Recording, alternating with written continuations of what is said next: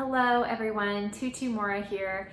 Today we are going to talk about boundaries. So as many of us are working from home or staying at home more frequently, it's even more important to understand and perhaps even renegotiate the boundaries that we have in place. Boundaries are in place in order to protect our energy and to protect the time that we have for ourselves, the time that we have for our partners, for our kids, for our work, for our friends, for our family, instead of just being available all the time, which can feel super draining. And so now more than ever, it's probably a really good time just to take a second look at that.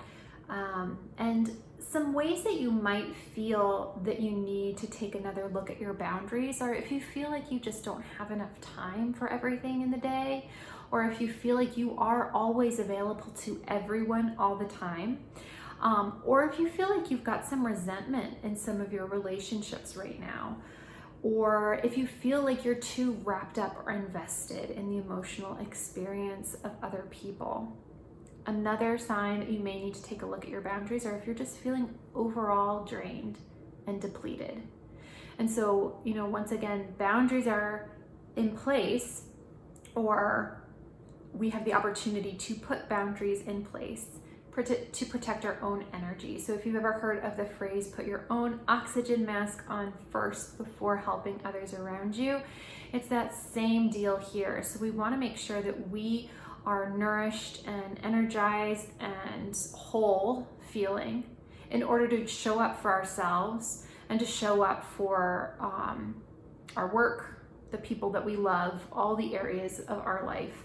So it really starts with how we're able to protect that energy for ourselves. So some areas where you may feel like you need boundaries, and then we'll go into some simple steps in how to put some healthier boundaries in place if you feel like you need them.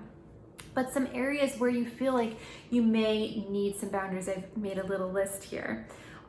You may feel like you need boundaries with your parents, with your kids, with your partner, your time, your colleagues or your in-laws, family, friends, neighbors, exes, work, social media, and yourself. So basically every facet of your life, there's the opportunity for you to be having a healthy boundary in place that not only facilitates some equal energy exchange, but also protects your energy. So let's think through these steps of how to create healthy boundaries. So the first step is where you might need to create a boundary. So in that list, perhaps you felt right away, oh my gosh, yes, that is where, I just have been feeling a lot of resentment build up and have been super, just resentful towards that person because of X, Y, or Z. So where do you need a healthier boundary? Scanning your relationships. Maybe this is an opportunity for you to do a short reflection or a journal writing about this, but scanning your relationships and your routines, your personal and professional commitments, and where might you feel depleted or resentful or like you're just going through the motions. And so taking a moment just to perhaps sit with that and feel into where that opportunity for a healthier boundary exists. And maybe that is also with yourself, and we'll talk about that too. So once you have established where you feel like you need a healthier boundary, the next step is to think through why you need to create a healthier boundary. And this why is super important because as we get further down these steps, coming back to the why is going to be super helpful in regrounding and recommitting yourself to that boundary, because it can be super easy to slip back into old patterns of behavior, right? But we're trying to commit to a new and healthier pattern of behavior. So why do you need to create a healthier boundary? Maybe it's because you're just super tired. Maybe it's because you need to make more time to exercise, or you need more sleep, or you need some more quality time with your kids or your partner, or whatever that is. Find your why and really feel into that. Really feel into why that's going to be good for you and for the relationship. So the next step then is to make a decision about where that boundary is going to go. What is going to change? And really make that decision, and don't apologize for it. This decision is you voicing a need, you speaking up for yourself, you standing up for yourself and protecting your energy. So this is a big act of self-care in voicing this need and setting this boundary. So it's very easy and we're conditioned in a lot of ways to apologize for voicing something or for standing up for ourselves. So set that boundary, try not to apologize for it, and see if, this is the fourth step, is stick to it, which is going to be super tricky for some people. So holding yourself accountable to your boundary is going to be a little bit tricky, and we'll walk through an example of this, but this is very important. Why you want to ground yourself in that why that you're setting the boundary, because once you've set it and you feel like it's uncomfortable at first, or the other person or the other party is uncomfortable with it at first, you're going to want to really remind yourself, why are you doing this? Because it's for the benefit of yourself and for everyone else around you. And so the fifth step, the last step here, is just kind of what we talked about, is to release yourself from the outcome and then remind yourself why you're doing this. So very simple example here, and then we'll talk through a couple others, is let's say you sleep in bed with your dog, and your dog is very big and often moves around in bed and takes up all the space, and you're not able to sleep. And you love your dog very much, you love that time that you spend together, but you're just exhausted and something has to change. So you've got your space where you need to set a healthier boundary. You've got your why, because you need to get some sleep, and making a decision. So perhaps your decision is the dog is going to sleep on a bed on the floor in the bedroom.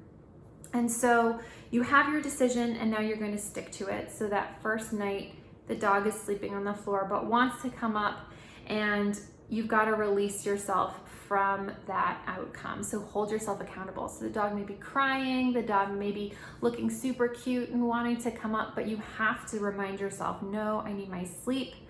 We're gonna try this, dog sleeping on the floor. And so hold yourself to it. See if you can release that investment in the dog's emotional experience in that moment, and stick to it enough so that it becomes a new pattern. And you guys are both in the same room, you still have that close bedtime routine together, yet you have your space and you have the opportunity to get a restful night's sleep. So a couple other examples, just to bring it back to working at home and living around, your family, you're all sort of in this same environment together. And so maybe you feel like you simply don't have enough time for yourself right now, or you don't have enough quality time with your kids or your partner, because as you work from home, as you try to parent while you work, as you try to be a partner while you work, as you try to give yourself self-care amidst all of this, you find that you're just giving half of yourself to everything, and nobody's really getting your full attention. And the relationships are starting to suffer a little bit as a result. And so this is an indication where a boundary, renegotiating that boundary, is the perfect example. So this could look like, perhaps for the family, setting an earlier bedtime for everybody. And so why this might be helpful is that it allows you either to have some time with your partner or with yourself after your kids go to sleep. It may allow you to get more sleep, or it may allow you to, because you're going to bed early, wake up a little bit earlier and have some time perhaps in the morning to work out or stretch or move your body in a way that feels good, or meditate a little bit. And so you've made a decision about this earlier bedtime for everyone. And so the next step is to voice that And obviously kids don't like going to bed earlier. So, how can you release yourself from that emotional experience instead of just giving into it because it feels a little bit easier? So maybe that looks like, you can yell about this. I know that it may not be the decision that you like, so feel free to, yell about it, but we're still going to make it happen. It could look like saying, I would love to continue doing this with you tomorrow, but we need to pack it in for tonight. Or it could look like presenting a new kind of entertainment experience for that early bedtime. For example, my sister and I loved listening to audiobooks before we fell asleep. And so it could be, an audiobook story time for that earlier bedtime routine. So bringing in a fun aspect to soften the transition into that new routine. But whatever it is, really reminding yourself why you're doing it and releasing yourself from the outcome, because when a new boundary is put in place or a new routine comes in, or any kind of change, often people can be a little bit uncomfortable with it, but reminding yourself of why you're doing this is going to be the key to, sticking with that and holding yourself accountable.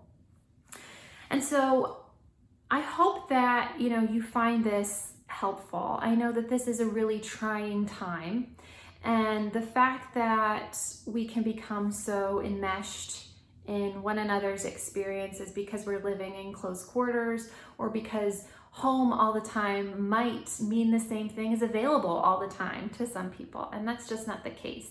We have to make sure to find small ways to protect our energy and nourish ourselves so that we can continue to show up for ourselves and the people that we love. So once again, I hope you found this helpful, and feel free to like this video if you did find it helpful, or share some questions or experiences in the comments below. It's always helpful for us to learn from one another's experiences. And I'll see you back here next time. I hope you take care.